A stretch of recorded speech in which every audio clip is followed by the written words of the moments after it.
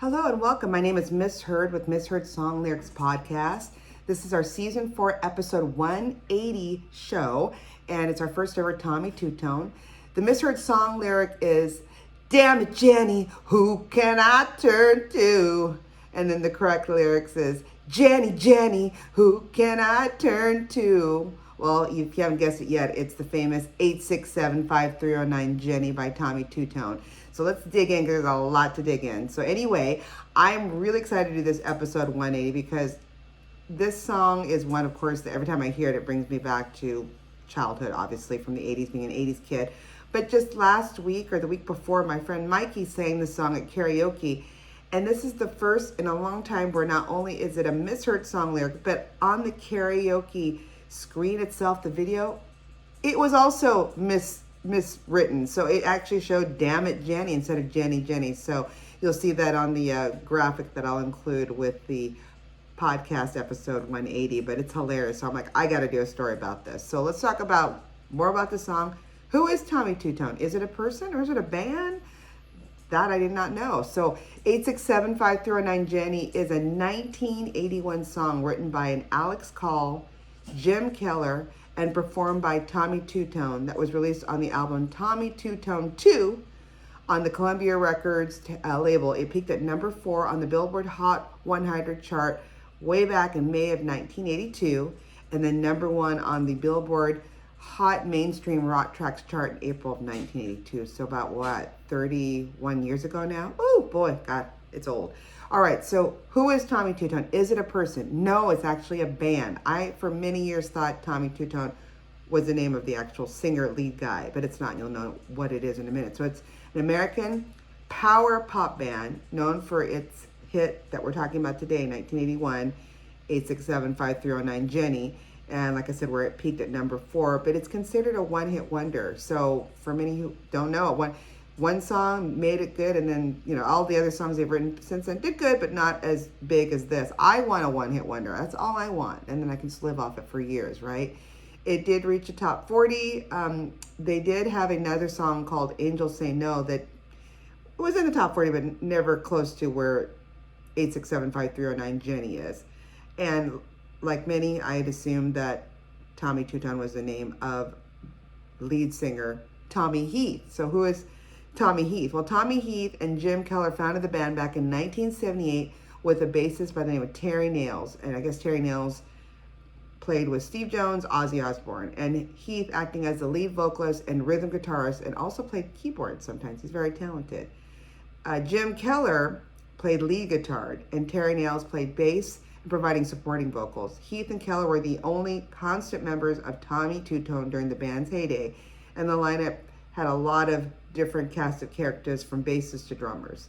One in particular, bassist John Lyons, originally named Jonathan Lyons Turlep, who performed on 867-5309, was replaced original bassist and founding member Terry Nails.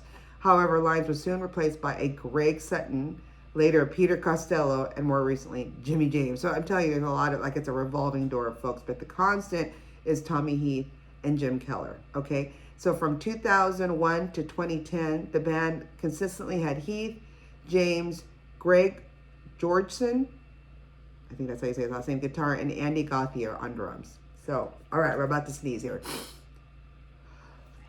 Woo! There you go.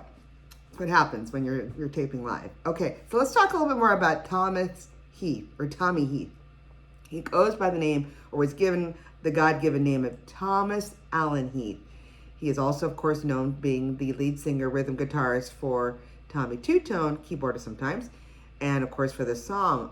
Again, people thought Tommy Heath was Tommy Tutone.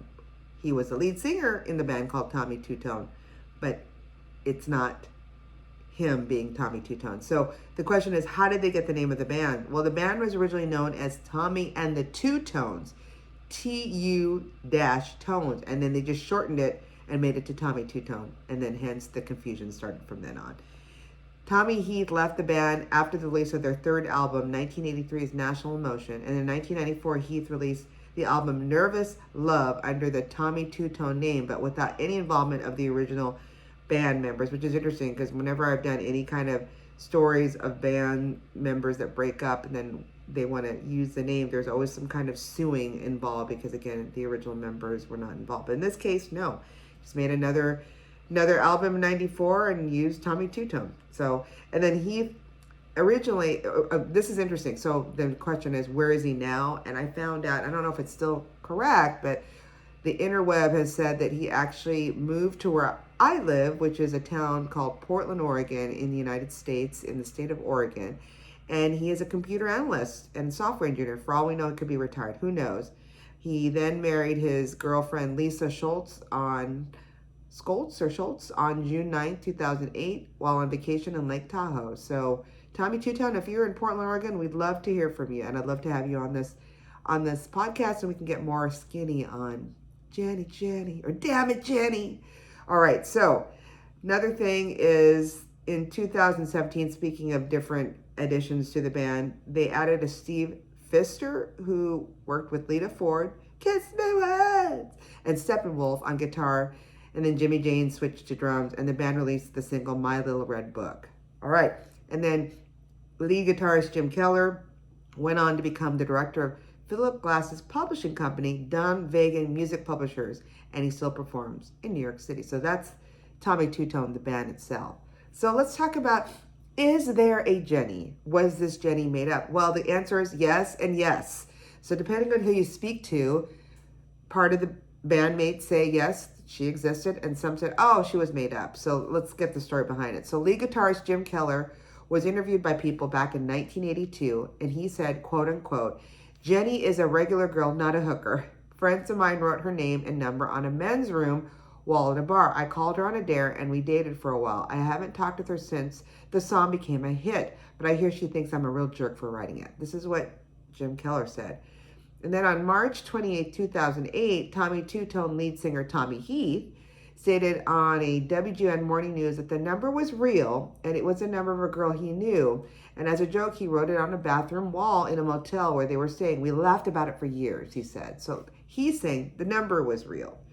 But however, in a June 2004 interview with songfacts.com, co-writer Alex Call explained his version of the song's real origin. So Alex Call said, despite all the mythology to the contrary, I actually came up with the Jenny and the telephone number and the music and all that just sitting in my backyard. There was no Jenny. I don't know where the number came from. I was just trying to write a 4-chord rock song. It was kind of came out. This is back in 1981 when I wrote it, and I had at the same time, a little squirrel-powered 4-track in this industrial yard in California, and I went up there and made a tape of it. I had the guitar lick, I had the name and number, but I didn't know what the song was about. My buddy of mine, Jim Keller, who's their lead guitarist, who's the co-writer, was the lead guitar player in Tommy Tutone. He stopped by that afternoon, he said, Al, it's a girl's number on the bathroom wall, and we had a good laugh. That's exactly right, and that's exactly what it is. So Alex Call, who helped write this, said, no Jenny, no number, it's all fake. So it's just so interesting. And then he said also, Tommy Tutone's been using the story for years that there was a Jenny and she ran a recording studio and so forth. It makes a better story, but it's not true. That sounds a lot better than I made it up under a plum tree in my backyard. I had the thing recorded, I had the name and number, and they were in the same spots. Jenny, 8675309. I had all that going, but I had a blind spot in the creative process. I didn't realize it would be a girl's number on a bathroom wall. And then when Jim showed up, we wrote the verse in 15 to 20 minutes, and they were just obvious. It was just a fun thing. We never thought it could get cut. In fact, even Tommy Tutone made the record in 8675309, got on the air. It really didn't have a lot of promotion to begin with, but it's one of those songs that just got a lot of requests and stayed on the charts. It was on the charts for 40 weeks. Wow. I've met a few Jennies who have said, oh, you're the guy who ruined my high school years. But for the most part, Jennies are happy to have this song. And it says, there was no Jenny, as he said again, he also said to Tampa, Florida columnist in June of 2009, the number came to me out of the ether, is what he said.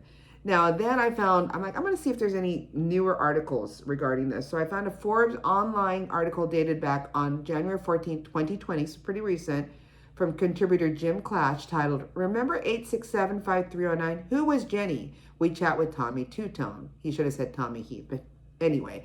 So Jim Clash asked Tommy Heath, was there really a Jenny, or was it somebody in the songwriter's heads Alex Call and Jim Keller. There seems to be a debate here. And all Tommy Heath said was, quote unquote, they tell me I have a tenuous hold on reality, but Jenny and I think she's real. And Jim and Alex says she's not. That's all I can say. She did give me that number. I did write it on the bathroom wall instead of giving it to Jim, but they claim that never happened. So the debate still goes on. Tommy Heath says there's a real one, and both Call and Jim, the lead guitarist, say she was made up. So pick your battles. Anyway, have you seen the music video? Pure 80s. Look at it. Millions of watches on it. Not surprised. Has the bright colors. I think Tommy Heath is wearing like an aquamarine bright color shirt. You can't miss him. It's a little disturbing because when you watch it, you realize, okay, he falls in love with Jenny at the bar. She gives him the number, as we call it today, the digits. And then later we find out he's a peeping Tom. He's watching her at her house as she's brushing her lovely locks. And then later on, he talks to a psychiatrist played by lead guitarist Jim Keller, ironically. And then he find him peeping again where she's making out with a dude. And he's kind of like, oh, man. And then all of a sudden you see the cop lights. And then he gets arrested, as he should, as a peeping Tom. And then the funny thing to add insult to injury, at the end, there's a mugshot of him wearing his prison stripes with Jenny's number 8675309 as his inmate number. There you go. Anyway, it's funny. It's campy. It's pure 80s, and I love it. So if you have any great suggestions like this, if you know Tommy Heath, tell him Misheard Song Lyrics wants to talk to him. We want to get more skinny on this wonderful song, 8675309. And more to it. Before I forget, the gal that played Jenny in the music video was played by a model actress named Karen Elaine Morton. She was the Playmate of the Month in July of 1978 for Playboy. Sadly, she did die. She died back on February 11th, 2014, 9 years ago coming up, from Steven Johnson syndrome. So the gal that played Jenny, rest in peace. Before I forget, let's talk about the phone number. I can imagine many a person or folks that had that 8675309 number had many calls, I'm guessing. So since its popularity, many calls were made asking, is Jenny there? One example was a Lorene Burns, a lady in Alabama who had the area code 205, but with the 867 said, when we'd first get calls at 2 or 3 in the morning, my husband would answer the phone. He can't hear too well. They'd ask for Jenny. He'd say, Jimmy doesn't live here anymore. Tommy Tutone was one who had the record. I'd like to get hold of his neck and choke him. Oh my gosh. Asking telephone companies to trace the calls were of no use back in the day. Many were, again, bombarded. There was a couple by the name of Charles and Maureen Schomburger in West Akron, Ohio. They had the number with the area code 216. They learned, we don't know what to make of this. The calls are coming from all over the place. A little over a month, they disconnected the number and the phone became silent. Now, these are examples of poor people getting harassed by it. But then here's some examples of commercial businesses that were like, let's get that number because it's going to get calls in. So I'm going to just do a quick list. In 1982, a Southwest Junior High School received up to 200 calls daily asking for Jenny. That area code was 704. In 1982, WLS Radio obtained the number from a Chicago woman receiving 22,000 calls a day in 4 days asking for Jenny. Back in February 2004, auction for the number in New York City code was shut down by eBay after objections from Verizon. Bidding had reached about $80,000. And then the U.S. Federal Communications Commission, or the FCC, takes the position that most phone numbers are public resources that are not owned by carriers or their customers, but did not rule out the number being sold as part of the business. So many examples of this craziness of this song and even eBay trying to auction it off. One last one, a Fort Collins, Colorado restaurant, Totally 80s Pizza, uses 1-970-867-5309 as part of its 1980s theme. Very smart. And then last but not least, here's something I did not know, is the Bruce Springsteen connection. So Bruce Springsteen came out with a song in 2007. So many years after Jenny, 1981, called Radio Nowhere. I'm going to have you listen to a clip. Here it goes. Sounds kind of, yeah, right? It features a set of guitar riffs at the beginning that many fans could think it kind of sounds like 8675309, although the lyrics and the tone of the two songs are quite different. there wasn't any legal action. Heath said, quote unquote, I think it's close enough that if I wanted to, I could work with it. I don't really get into that sort of thing, but the kids do need braces, so maybe I will. He later clarified he had no interest in suing and felt, quote unquote, really honored at a similarity, if any. So, he's like, hey, kind of sounds like my song, but, Bruce Springsteen he did it. I'm good with that. I'm not going to assume. I thought that was pretty cool. So we got two things going. We got, was there a Jenny? Is the number really someone's number by the name Jenny's number? And Bruce Springsteen, did he take some of the guitar riffs from it? You decide. But again, I love it. And I love that it came up in the zeitgeist for me when I saw it at a karaoke bar where my friend Mikey was singing it, and it showed Damn It Jenny instead of Jenny Jenny. So there you go. Keep sending those wrong songs, misheard song lyrics, and we'd love to talk about them. You can always email it to us at misheard at MISSHEARD songs@gmail.com, or just send it to any of our direct messages, DMs as the youngins say, at Instagram, Facebook, or Twitter, and we'd love to hear from you. Till then, keep singing those songs wrong. Bye!